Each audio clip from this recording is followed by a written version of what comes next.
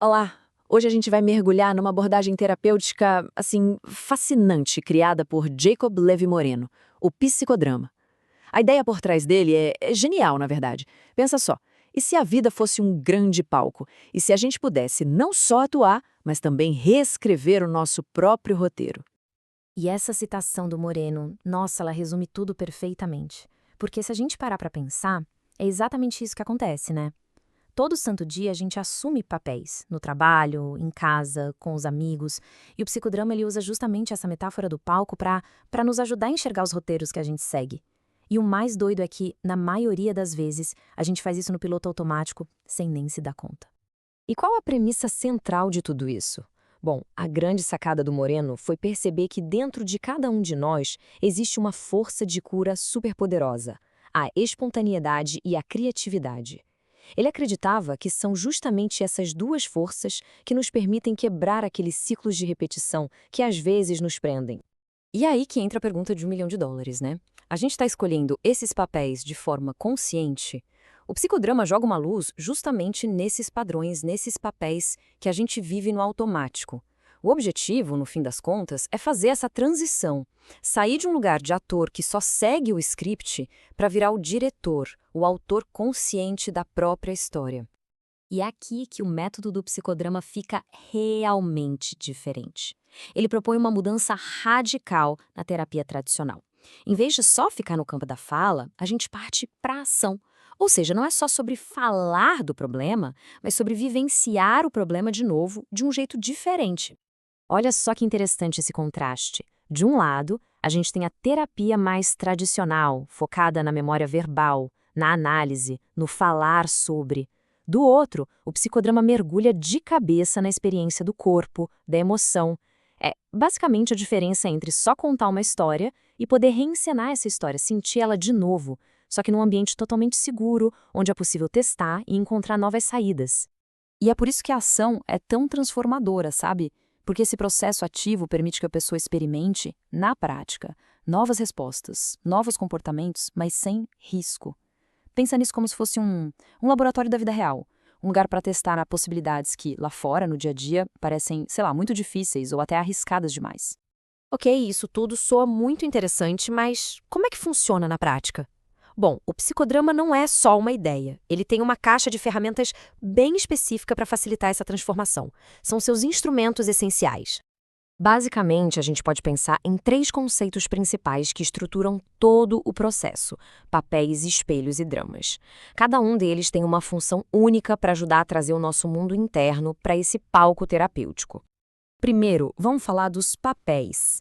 E aqui não é só sobre ser um personagem. São as funções que a gente exerce na vida. O papel de filho ou filha, de profissional, de amigo, de parceiro.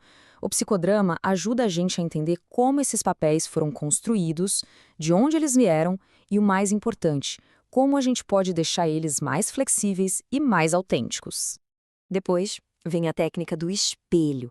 E essa, gente, é de arrepiar.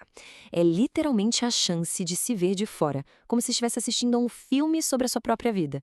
Outra pessoa do grupo vai lá e encena o seu papel, copiando seus gestos, seu tom de voz, suas atitudes. É uma ferramenta de autoconhecimento, assim, incrivelmente poderosa.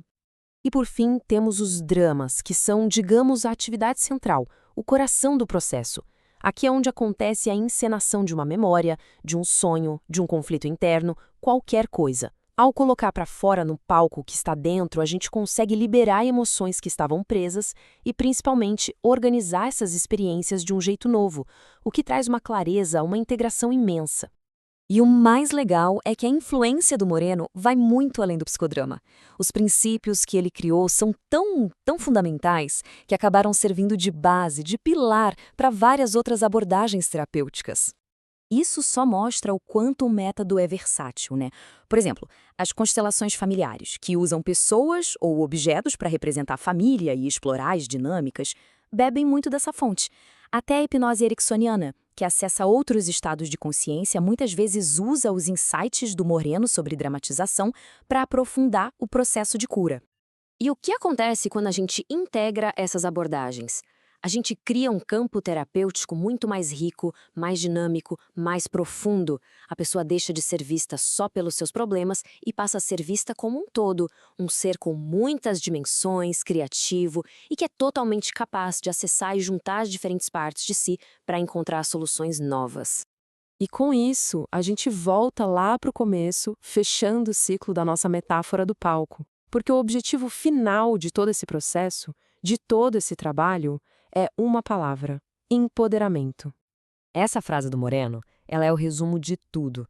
A cura, a verdadeira transformação, não vem de fora. Ela conta isso no momento em que a pessoa para de ser só um coadjuvante passivo na própria vida, sabe? Aquele que só reage ao que acontece e assume o papel de protagonista. Aquele que pode, de fato, influenciar o roteiro da própria história. No fim das contas, o objetivo final é se libertar. Libertar-se daqueles padrões automáticos. É conquistar a liberdade de não ter que repetir sempre os mesmos erros, de não ficar preso nos mesmos ciclos viciosos. É desenvolver a capacidade de responder à vida com criatividade, em vez de só reagir com base em roteiros velhos que nem sabíamos que existiam. E para a gente fechar, fica aqui uma reflexão. Se a vida é mesmo um palco, e se cada um de nós é o autor da própria peça, se fosse possível reescrever qualquer parte do roteiro da vida, que cena seria escolhida? Uma cena do passado, talvez? Ou uma que está acontecendo agora? É uma pergunta bem poderosa, né? Um convite para a gente olhar para a nossa própria história com os olhos de quem pode dirigir o próximo ato.